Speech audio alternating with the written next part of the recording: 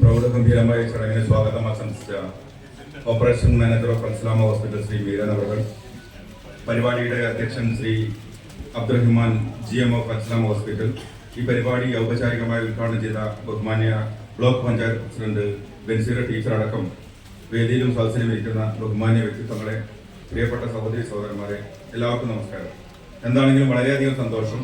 അൽസലാമ ഹോസ്പിറ്റലിൽ നിന്ന് നൽകുന്ന പ്രിവിലേജ് കാർഡിന്, ആ പ്രിവിലേജ് എന്ന് പറയുന്ന വാക്ക് അന്വർത്ഥമാക്കുന്നത് തന്നെയാണ്. കാരണം ആർക്കാണോ അത് ശരിക്കും അർഹതപ്പെട്ടത്, അർഹതപ്പെട്ട കൈകളിലേക്ക് മാത്രം ആ പ്രിവിലേജ് കാർഡ് തെരഞ്ഞെടുത്ത ഈ അൽസലാമ ഹോസ്പിറ്റൽ മാനേജ്മെന്റിനെ ഞാൻ മുക്തകണ്ഠം പ്രശംസിക്കുന്നതിനും അനുമോദിക്കുന്നതിനും ഈ അവസരം ഞാൻ ഉപയോഗപ്പെടുത്തുകയാണ്. ഓരോരുത്തരും പ്രത്യേകം പറയുന്നത് ഒന്ന് ട്രോമാ കെയർ ആണ്. ഞങ്ങളുടെ വേങ്ങര പോലീസിന്റെ ഒരു സ്വകാര്യ അഹങ്കാരമായിട്ട് തന്നെയാണ് ഞാൻ പറയുന്നത് ട്രോമാ കെയർ. കാരണം സ്ഥലവും കാര്യങ്ങളൊന്നും ഞാൻ പറയുന്നില്ല. നമുക്കൊരു അൺനാച്ചുറൽ ഡെത്ത് വന്നാൽ അല്ലെങ്കിൽ ഒരു നാച്ചുറൽ കലാമിറ്റി വന്നാൽ നമ്മളെപ്പോഴും നമ്മുടെ മനസ്സിലേക്ക് ബ്രാൻഡഡ് ആയിട്ട് ഓടി വരുന്നത്, ബ്രാൻഡിങ് എന്ന് പറഞ്ഞാൽ നമ്മളിപ്പോ ലുലുമാൾ എന്ന് പറയുമ്പോൾ ഓട്ടോമാറ്റിക് ആയിട്ട് നമ്മുടെ മനസ്സിലേക്ക് ഓടി വരുന്ന ഒരു ഫിഗർ ഉണ്ട്. ആരായിരിക്കും? യൂസുഫ് അലി സാർ. എന്തായാലും അപ്പൊ നമുക്ക് എന്തെങ്കിലും ഒരു ബുദ്ധിമുട്ട് മനസ്സിലേക്ക് വരുമ്പോ നമ്മളെ മനസ്സിലേക്ക് പെട്ടെന്ന് ബ്രാൻഡഡ് ആയിട്ട് ഓടി വരുന്ന ഒരു ഫിഗറാണ് ട്രോമാ കെയർ.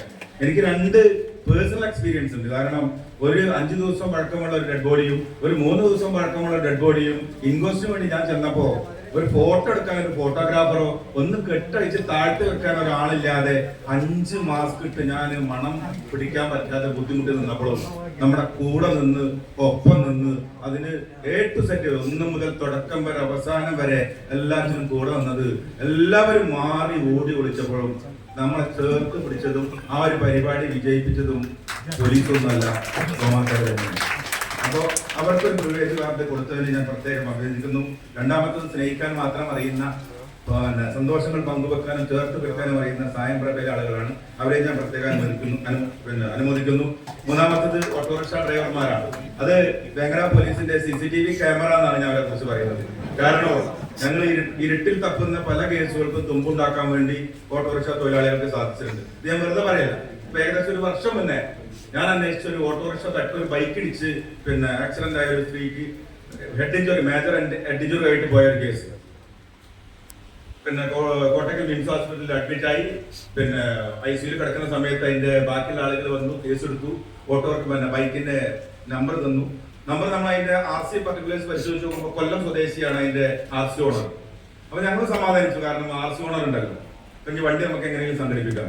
RC ഓണറെ വിളിച്ചു നോക്കുമ്പോഴാണ് പറയുന്നത് അത്രയും മതഭാഗ്യനായ, ഭയങ്കര സാമ്പത്തികമായി ബുദ്ധിമുട്ടായ സമയത്ത് 12 വർഷം മുന്നേ ലോൺ എടുത്ത ബാങ്ക് സീസ് ചെയ്ത് കൊണ്ടുപോയ വണ്ടിയാണ്. അയാൾക്കും അറിയില്ല ഈ വണ്ടി ആരുടെ കയ്യിലാണുള്ളത്, എന്താ ഉള്ളതെന്നും. RC അടക്കം കൊണ്ടുപോയി 12 വർഷം മുന്നേ കൈവിട്ടു പോയ വണ്ടി ഇവിടെ ആക്സിഡന്റ് ആയി. അങ്ങോട്ടോ ഇങ്ങോട്ടോ എന്ന് അറിയാതെ ഹോസ്പിറ്റലിൽ കിടക്കുന്ന സ്ത്രീക്ക് ഒരു ഇൻഷുറൻസ് പരിരക്ഷ കിട്ടണമെങ്കിൽ എന്ത് വേണോ? ഇടിച്ച വണ്ടി വേണം. ഇടിച്ച വണ്ടി നമുക്ക് കിട്ടിയിട്ടില്ല എന്നുണ്ടെങ്കിൽ നമുക്ക് ആകെ കിട്ടുന്ന സാമ്പത്തിക സഹായം എന്ന് പറയുന്നത് മാരകമായ പരിക്ക് പറ്റിയാണെങ്കിൽ വെറും 12,500, മരണപ്പെട്ട 25,000 രൂപയാണ് നമ്മൾ സർക്കാർ ധനസഹായമായി നമ്മള് RDO മുഖാന്തരം തരുന്നത്. അപ്പൊ ഇത് കിട്ടാൻ വേണ്ടി അന്നാകെ നമുക്കൊരു ക്ലൂ ആയി, ക്ലൂ ആയിട്ട് പേര് എനിക്ക് ഓർമ്മയില്ല, വേങ്ങര സ്റ്റാൻഡ് എടുത്തിട്ട് ഒരു ഓട്ടോറിക്ഷക്കാരൻ അന്ന് ഇടിച്ച സമയത്ത് ഇവൻ അന്താളിച്ച് നിന്നപ്പോൾ എടുത്തൊരു ഫോട്ടോ ആണ്, ഒരു മൊലിയാരുടെ ഫിഗറുള്ള ഒരു ഫോട്ടോ. അത് മാത്രമാണ് നമുക്കുള്ളത്. ആരാണ്, എവിടെയാണ്, എന്താണ്, എവിടുത്തുകാരനാണ്, ഇതിലൂടെ പാസ് ചെയ്ത ആളാണോ ഒന്നും അറിയില്ല. പിന്നെ ഈ സെയിം ഓട്ടോ, ഈ ബൈക്ക് വേഗനയോടെ വന്നപ്പോ ആ ബൈക്കിനെ ബ്ലോക്ക് ഇട്ട് ഞങ്ങളെ വിളിച്ചു പറഞ്ഞ് ആ ബൈക്ക് സീസ് ചെയ്യാൻ സഹായിച്ചത് ഇവിടുത്തെ ഓട്ടോറിക്ഷ തൊഴിലാളികളാണ്. പിന്നെ അവരുടെ പ്രത്യേക ബഹുമാനം, ഒരു എക്സ്ട്രാ ചാർജ് വാങ്ങിയെന്നോ അല്ലെങ്കിൽ ഏതെങ്കിലും യാത്രക്കാരനോട് മോശമായി പെരുമാറിയെന്നോ ഒരു പരാതി ഇവരെ കുറിച്ചില്ല എന്നുള്ളതാണ്. അപ്പൊ അതും എന്നെ സംബന്ധിച്ച് വളരെയധികം സന്തോഷം നൽകുന്ന കാര്യമാണ്. അവർക്കും ഒരു പ്രിവിലേജ് കാർഡ് നൽകിയത് ഞാനും നിങ്ങളോടൊപ്പം അഭിമാനിക്കുന്നു, സന്തോഷിക്കുന്നു. പിന്നെ ആംബുലൻസ് ഡ്രൈവർ, അതിന്റെ ബോർഡുമ്പോൾ തന്നെ എഴുതി വെച്ചത് 24/7. ഏത് സമയത്തും നമ്മുടെ ആപത്ത് വരുമ്പോൾ എല്ലാത്തിനും നമുക്ക് കൂടെ നിൽക്കുന്ന, ഒപ്പം നിൽക്കുന്ന ആംബുലൻസ് ഡ്രൈവർമാരെയും ഇതിനെ പരിഗണിച്ച് ഞാൻ പ്രത്യേകം അഭിനന്ദിക്കുന്നു. ഹരിത സേന, നമ്മള് ഇപ്പൊ നമ്മള് എന്താ പറയാ, ശുചിത്വത്തിന്റെ കാര്യത്തിൽ ഒട്ടുമുക്ക മുന്നേറ്റമാണെങ്കിൽ പോലും ഇവര് എന്താ പറയാ, നടന്നു പെറുക്കിയ വേർപ്പിന്റെ ഗുണമാണ് നമ്മൾ അഭിമാനിക്കുന്നത്. നമ്മുടെ ഭൂമി സുന്ദരമാണ്, ഗ്രാമപഞ്ചായത്ത് സുന്ദരമാണ്, ഹരിത കേരളം, സുന്ദര കേരളം എന്നൊക്കെ പറയുന്നത് ഒരറപ്പും ഒരു വെറുപ്പും ഇല്ലാതെ നമ്മൾ വലിച്ചെറിയുന്ന മാലിന്യങ്ങൾ അവർ പെറുക്കിയെടുത്ത് സംസ്കരിച്ച് അത് ഡെപ്പോസിറ്റ് ചെയ്യുന്നതുകൊണ്ട് തന്നെയാണ്.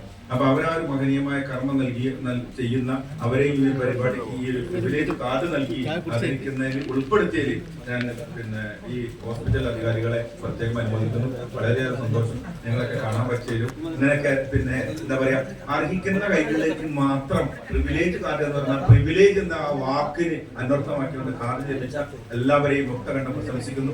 നിങ്ങളുടെ ഒക്കെ പിന്നെന്താ പറയാ പിന്നെ സഹായവും സഹകരണവും പോലീസിനും ഉണ്ടാവണമെന്ന് മാത്രം സാന്ദർഭികമായി ഓർമ്മപ്പെടുത്തിക്കൊണ്ട് ഞാൻ ഓർമ്മപ്പെടുത്തുന്നത് പോലീസിന് ആർക്കും ഇഷ്ടമല്ല, സത്യമാണ് അല്ലേ? 80% ആളുകൾക്കും പോലീസിന് ഇഷ്ടമല്ല. ഞാൻ 50 പെണ്ണ് കാണാൻ പോയത് 50 40 പോയത് ഞാൻ പോലീസായിരുന്നു. എന്നാലോ പോലീസിന് ആർക്കും ഇഷ്ടമല്ല. ഇന്ന് രാജ്യത്ത് പോലീസ് എന്ന സംവിധാനം വേണോന്നാണ് നമ്മളെ ചോദ്യമെങ്കിൽ ഒരാൾക്കും എതിരെ അഭിപ്രായമില്ല, സംഗതി വേണം. ഈ വേണ്ട സാധനത്തിന് നമുക്ക് ഇഷ്ടമാണെന്ന് ചോദിച്ചാലോ ഇഷ്ടമല്ല. പിന്നെ ഞാൻ ഈ ഞാനൊക്കെ ഈ പരിപാടിക്കൊക്കെ വരുന്നത് തന്നെ രണ്ട് കാര്യങ്ങൾ. ഒന്ന്, നമ്മളെ പോലീസിനെ ഒന്ന് പോപ്പുലറൈസ് ചെയ്യുക ജനങ്ങളുമായിട്ട്. അത് പോലീസ് വേറെ ജനങ്ങൾ വേറെ എന്നില്ലാണ്ട് രണ്ടും നമ്മൾ ഒരേ നാണയത്തിന്റെ രണ്ട് വശങ്ങളാണെന്നുള്ള ഒരു തോന്നല് ഒരു ഫീൽ ആളുകളിലേക്ക് ഉണ്ടാക്കിയെടുക്കുക. രണ്ടാമത്തത് ഇതിന്റെ ഓപ്പറേഷൻ മാനേജറെ കുറിച്ചു.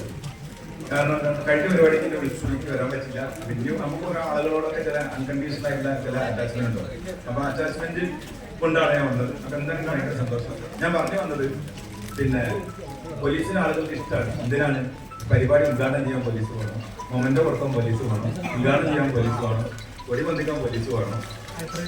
അത് പോലീസിന്റെ കുപ്പായത്തിനാണ് ആളുകൾ കാണുന്നത്. കുപ്പായത്തിനകത്തുള്ള പോലീസ് എന്ന് പറയുന്ന വ്യക്തിയെ ആളുകൾക്ക് ഇഷ്ടപ്പെടുന്നു.